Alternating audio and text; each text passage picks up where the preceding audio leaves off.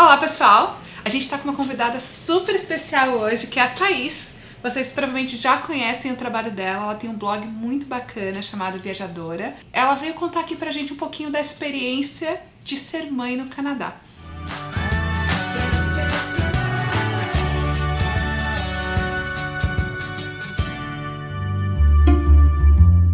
Então Thaís, conta um pouquinho, quem é você? Pois é, eu tenho blog, como a Marilene falou, acho que um monte de gente já conhece por causa disso.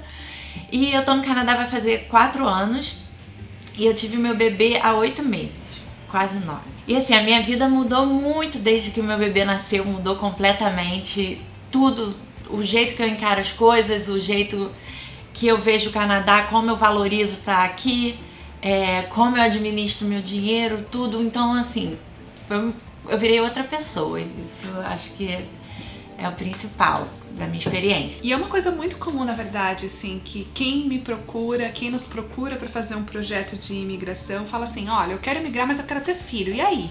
Né? Quando que eu engravido? Engravido agora, engravido depois, engravido durante?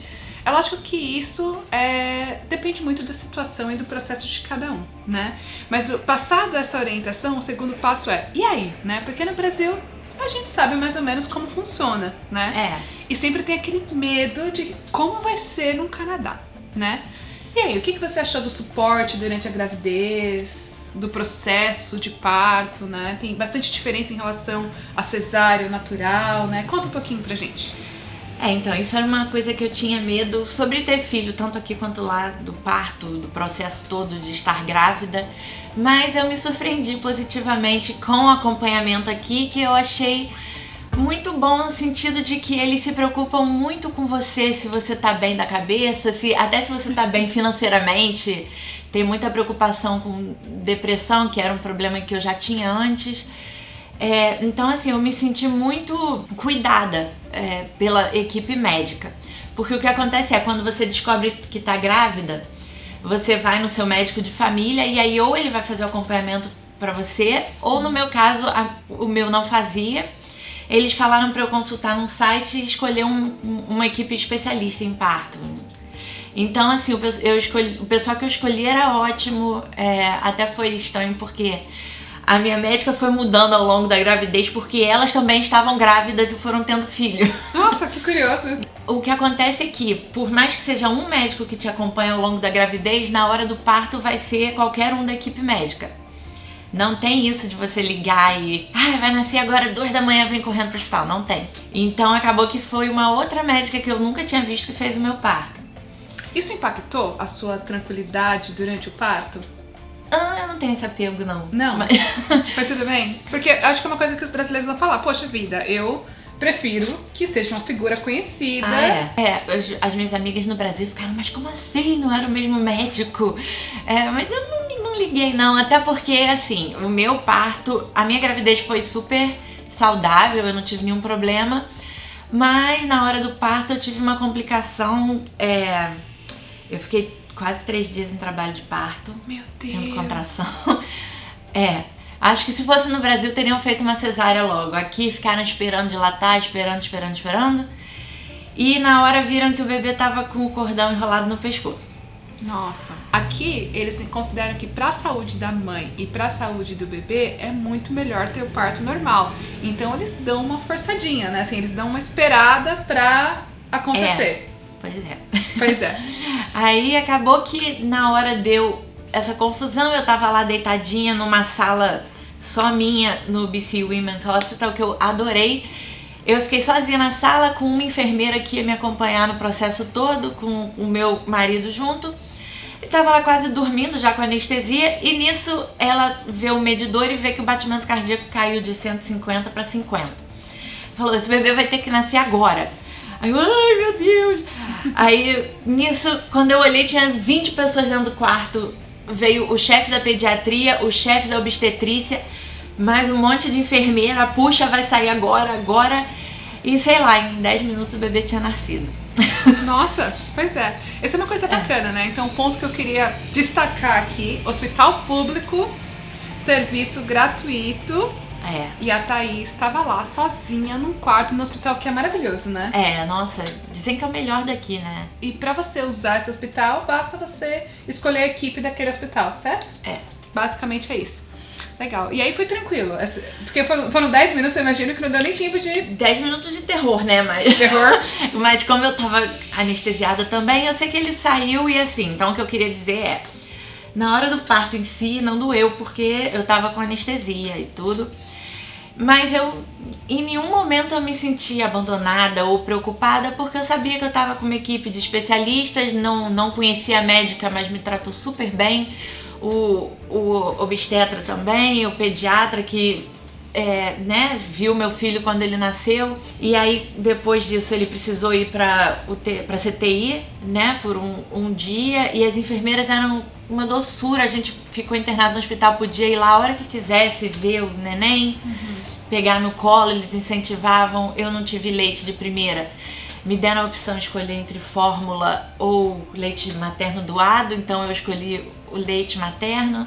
Assim, eu me senti muito respeitada e teve um quarto só pra gente. Foi muito tranquilo, assim, me orientaram. Eu fiquei 3 dias lá, foi uma consultora de amamentação, ficou umas 2 horas lá com a gente, me ensinando como amamentar, o que fazer. Fomos embora com todas as instruções de como alimentar o bebê, como dar banho. Tudo, assim, eu não tenho nada pra reclamar. E uma coisa que eu acho também que é uma diferença que é comum, né, do Brasil versus Canadá, é que no Brasil, normalmente você vai com uma super mala pra ter os suprimentos iniciais pro bebê, não importa se é o hospital privado ou público, e você tem todo aquele arsenal pro bebê ter os primeiros cuidados. Aqui não, né, aqui eles fornecem tudo pro bebê. Sim, me mandaram levar absorvente noturno, um monte de troço, roupa, não usei nada. Porque você fica com o aventalzinho e o bebê também, né? Só com a fraldinha. O bebê fica enrolado na toalha. Eu fiquei com a camisola do hospital, eles davam tudo, davam uma calcinha especial, davam absorvente, davam fralda pro neném, tudo. Então, assim, foi mais roupa pro meu marido mesmo, porque o resto... Próximo filho eu não vou levar nada. Pois é. Eu não sou mãe ainda e, né, vira e mexe penso, vou ser ou não vou ser, e aí fico lendo e pesquisando. Bom, teve o bebê. E aí, qual que é o sentimento de estar no Canadá versus estar no Brasil? Principalmente porque você acabou de voltar de férias do Brasil, né? Então, qual foi esse sentimento? Conta pra gente. Sobre o parto em si, assim, uma coisa que eu tenho muita sorte, que eu vou ser sempre grata, é que meus pais são aposentados e vieram ficar 4 meses com a gente. Ótimo. Acabaram ficando 5. Então, assim, os primeiros meses, quem cuidou do neném foi minha mãe. Me guiou em tudo, porque eu não tinha a menor ideia, eu nunca tinha nem pego um bebê no colo antes. Pois é, essa seria eu, inclusive. Numa situação futura, quem sabe. Eu nunca fui uma pessoa bebezística. Aí, meus pais ajudaram muito, então, assim, eu me senti muito apoiada.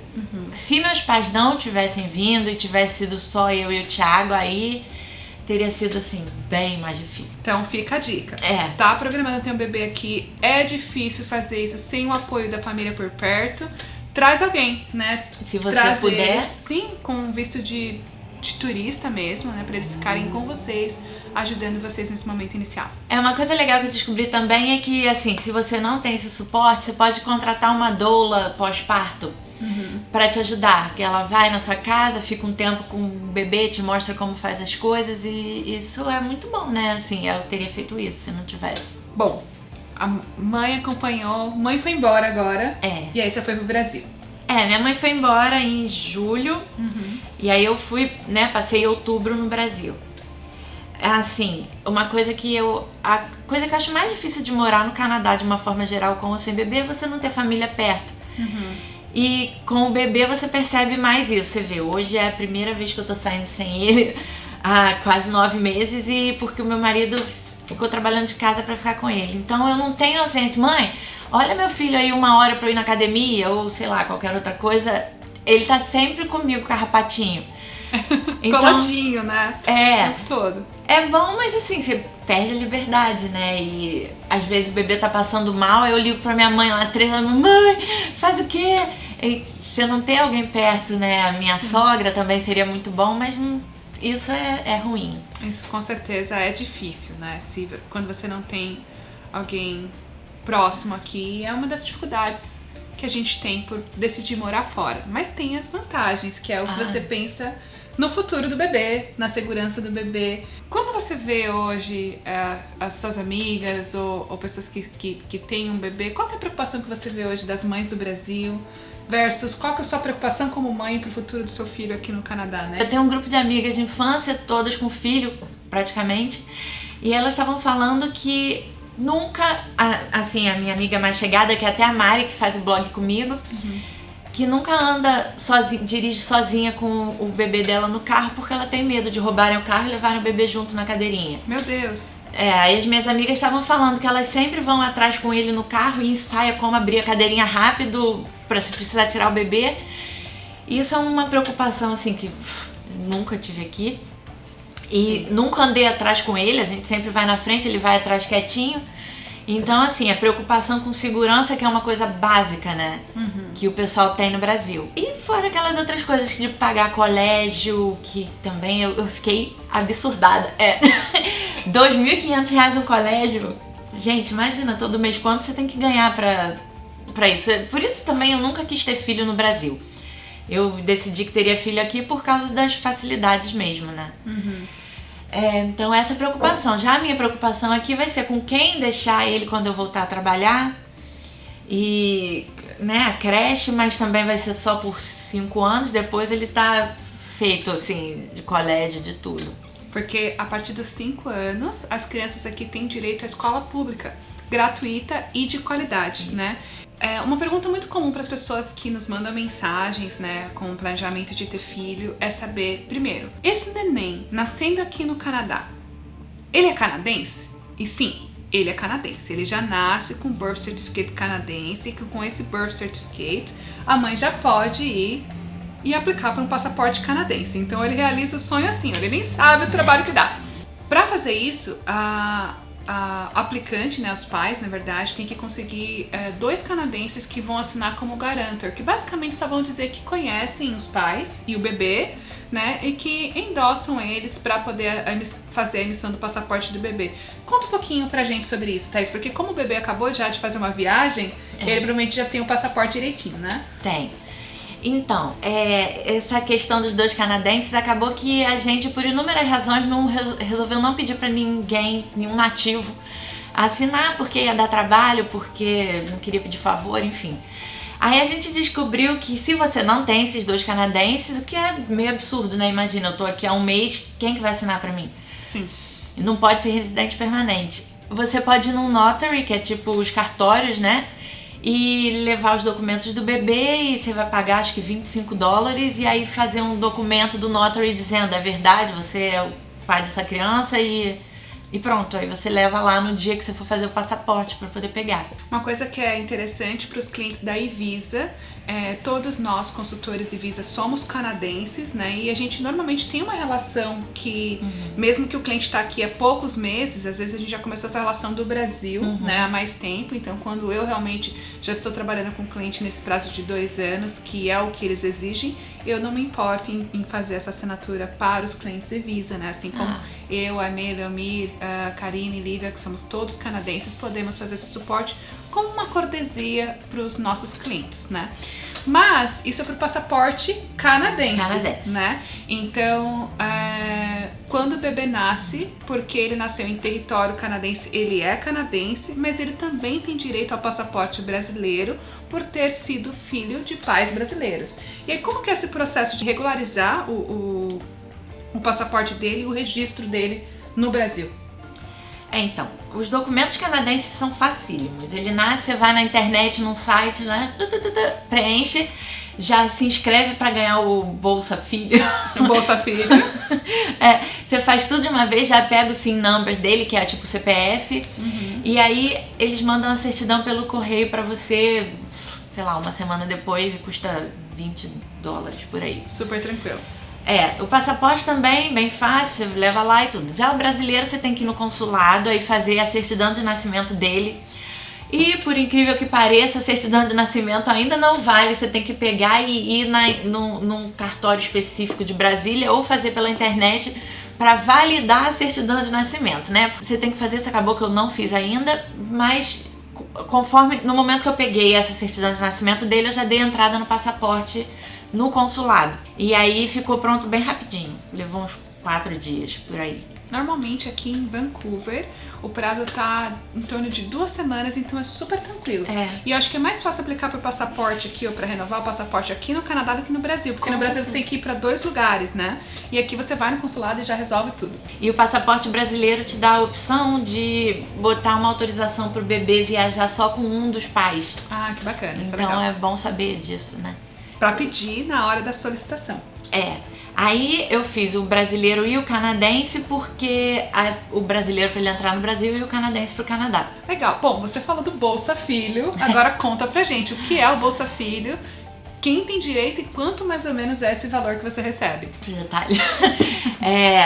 É o Child Support, não é? Child Support Benefit. Isso. Eu acho que todo mundo tem direito até uma certa idade da criança, não sei se 15 anos, mas o valor é maior até os 6 anos. E aí você se inscreve e você vai receber de acordo com o imposto de renda da família, né? Quanto você fez no ano anterior. Então varia, tem gente que ganha 600, vai ter gente que ganha 300. A gente tá ganhando por volta de 400. Eles mandam um cheque todo mês. Isso é muito legal. Né, eu uso esse dinheiro para botar no RESP dele, que é outra coisa legal de falar. Sim. RESP, que é tipo uma poupança que o governo te incentiva a fazer para ele estudar depois. Sim, é um fundo, um investimento para educação, né? Isso. É muito legal também. O Bolsa Filho, né, que é o Child Benefit, na verdade ele é disponível também para as pessoas que vêm com visto de estudo ou visto de trabalho, porém depois de 18 meses que eles estão aqui. Né? Então, mesmo para aqueles que vêm para o Canadá com visto de estudos ou com visto de trabalho, após esse período de carência, eles podem aplicar e receber esse valor também. E esse valor, ele é por filho, tá? Então, é uma coisa que as pessoas perguntam, se eu tenho mais filhos, se eu tenho mais benefício. Sim, existe um valor por filho, na verdade. E aí a segunda pergunta que é muito comum, né, para quem tá planejando ter filho e nos acompanha é: ter filho no Canadá me ajuda a imigrar? E aí essa eu vou responder, né? Porque afinal a resposta é não, não ajuda. O filho só pode te ajudar a imigrar se ele tiver 18 anos, tiver um emprego que confirma que nos últimos 3 anos ele teve renda suficiente, e aí ele vai poder sponsorar os pais. Então é um projeto de longo prazo, né? Normalmente, se você teve um filho que você já está aqui, e aí com certeza a gente tem diversas outras opções para explorar que realmente não vão ser com o apoio do filho, né? Então, não, ele não ajuda. Quando a gente fala da comprovação financeira, se você é ciente da comprovação financeira, sabe já que está grávida e vai ter o bebê durante o processo, a gente já recomenda ter a comprovação financeira incluindo o seu bebê, né? Então, na verdade, o bebê é um gasto e você tem que garantir que tem uma reserva incluindo o que é necessário para o bebê, porque isso vai ser importante para o seu processo de imigração. Bom, a gente comentou no começo do vídeo que qual que é o momento para ter o bebê, e para quem já tem essa intenção, qual que é o melhor momento de realmente executar o plano, né? De engravidar e ter o bebê. Eu sempre apoio que a pessoa engravide, né, depois que já está com o processo encaminhado. Porque quando eu tenho 2 aplicantes, um casal, eu posso explorar alternativas de aplicação entre os 2. A partir do momento que um engravidou, muito provavelmente essa pessoa vai deixar de explorar as opções e eu vou ter um caminho único para explorar através do aplicante marido que está aqui trabalhando, etc. E se o aplicante for o estudante, né, se a esposa for a estudante que ficar grávida, isso também pode atrapalhar a questão do PJWP, porque vai envolver muito provavelmente algum break, etc. E a Thaís comentou no começo do vídeo que ela está aqui há 4 anos, que ela já é PR e só depois que ela engravidou.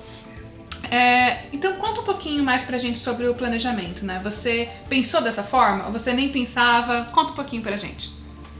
Assim, a gente tava até conversando, eu nunca quis ter filho. Mas aí, conforme eu vim pra cá, nós 2 viemos como estudantes, porque nós 2 queríamos estudar. E o começo foi bem difícil, a gente não tinha dinheiro pra nada. Aí eu me formei antes, comecei a trabalhar, as coisas foram começando a melhorar. E depois de quase 3 anos, o Thiago se formou e começou a trabalhar também. Então, assim, a gente, primeiro de tudo, queria ter essa segurança financeira dos 2 trabalhando e para eu poder tirar o meu aninho de licença maternidade também. Ponto importante, a licença maternidade no Canadá é de 1 ano. Conforme a gente já estava, né, financeiramente estabilizado, acabou saindo o nosso PR também, né? Que era uma coisa, eu não queria correr o risco de ter filho e ter que voltar pro Brasil e ter filho lá, porque é muito caro. Então, quando o nosso PR foi aprovado, a gente começou a tentar, acabou engravidando em, sei lá, 2 semanas. A tentativa foi nem tentativa, já foi certeira, né, nesse caso. Pois é, quando a gente fez, né, a mudança de status na fronteira, eu já estava grávida, no começo da gravidez. E com essa estabilidade de tudo, de ter o plano de saúde extra do trabalho, todas essas coisas. Uma coisa que a gente conversou aqui nos bastidores, né, e eu vou comentar aqui rapidamente pra vocês. Apesar da licença maternidade ser de 1 ano, você pode optar por ganhar mais dinheiro, tirar um tempo um pouco menor, deixar para 1 ano e agora tem um projeto novo, né, que você pode tirar inclusive maior tempo, só que você vai dividir isso para um máximo de 18 meses, né? Então assim, uma coisa muito legal, né, o Canadá ter essa preocupação, e uma coisa que eu acho que é muito bacana, aqui não passa nem na cabeça do empregador demitir essa pessoa. Né? A gente não percebe que existe essa resistência ou esse pensamento de tipo, poxa, quem engravida é um problema, sabe? Que é uma coisa que às vezes a gente sente como mulher no Brasil, né? Não sei se isso mudou, mas assim, sempre existe aquela coisa, né? Eu prefiro contratar homem porque homem não engravida. Você falar que tá grávida, você sempre tem aquela preocupação, você vai ter um emprego na hora que você voltar ou não. Aqui a gente não percebe isso, né? É 1 ano, as empresas se planejam, né? Contratam uma pessoa temporária por um contrato de 1 ano e normalmente a sua vaga tá lá esperando, feliz pra você. Por lei, inclusive, né? Mas mesmo que seja lei, você percebe que isso é tão natural. Uma coisa que eu queria só lembrar é que, assim, o salário diminui bastante durante a licença maternidade. Não é 100%, eu acho que é 50% oficial, né? 55%. 55%. E aí algumas empresas fazem, dão um extra, né? No meu caso, como eu sou funcionária pública aqui, 85% que eu recebo, só que em troca eu tenho que trabalhar 6 meses pelo menos quando eu voltar. Se você paga aluguel, se você tá com dinheiro contadinho, é importante saber que tem esse corte, né? Com certeza, o planejamento é essencial. O planejamento é essencial para o seu plano Canadá, seja para fazer o processo de estudo, seja para fazer o trabalho, seja para fazer a imigração e seja para ter bebê. Planeje-se. Se bebê tá na conta, fala pra gente, a gente vai incluir essa variável, essa intenção para fazer um planejamento que está realmente customizado de acordo com os seus interesses. Então, se prepare, estude, leia blogs, né? Conta um pouquinho, né, para quem quer saber mais. No blog eu conto bem como foi a gravidez, o processo de decisão até o parto e como tá sendo ter um bebê aqui. Então, quem quiser saber mais sobre isso e sobre vida no Canadá em geral, viajadora.com. É isso aí, pessoal. Eu particularmente adoro o blog da Thaís, né? Vou deixar também o link aí embaixo para vocês acompanharem. Também o link para agendar o contato conosco. E é isso. Thaís, obrigada pelo seu tempo, obrigada por ter vindo. Obrigada pelo convite. Prazer te conhecer pessoalmente, né? E obrigada, pessoal, por terem nos assistido até aqui. Gostaram do vídeo? Dá um like no vídeo, se inscreva no nosso canal e nos acompanhe nas redes sociais. Um beijo, até a próxima.